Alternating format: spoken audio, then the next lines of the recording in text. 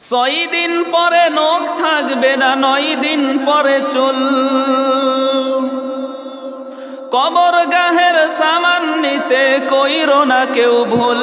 কবর জায়গা ভালো নয়, কবর জায়গা ভালো নয়। আমল দিয়ে কবর গৃহ সাজিয়ে নিতে হয়। 6 দিন পরে নখ থাকবে না, 9 দিন পরে চুল।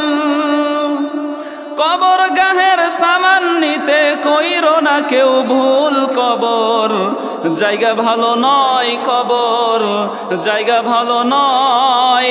আমল দিয়ে কবর গৃহ সাজিয়ে নিতে হয়, ঠিক কিনা? 17 দিনে পেট ফেটে শেষ প্রকার খাদ্য হবে। 60 দিন পরে গোশ থাকবে না, কঙ্কাল পরে রবে। 17 দিনে পেট ফেটে শেষ প্রকার খাদ্য হবে। 60 দিন পরে গোশ থাকবে না, কঙ্কাল পরে রবে। 90 দিনে হাড়গুলি সব, 90 দিনে হাড়গুলি সব আলাদা হয়ে রয়। কবর জায়গা ভালো নয়, কবর জায়গা ভালো নয়।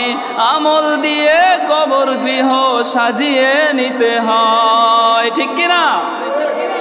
কবর ওইটা তো জায়গা ভালো নয়।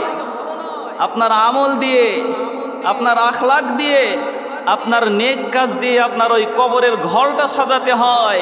আপনি চাইলে দুনিয়াতে আপনার ঘর সাজান কত সুন্দর সুন্দর স্টাইলস দিয়ে, কত দামি দামি মার্বেল পাথরগুলা দিয়ে, আপনার দামি দামি সুন্দর আসবাবপত্র দিয়ে আপনার ঘর আপনি সাজান। কত দামি দামি জিনিসপত্র নিয়ে এসে, দামি দামি শোকেস নিয়ে এসে, ফ্রিজ কিনে নিয়ে এসে আপনি ঘরটা সাজান।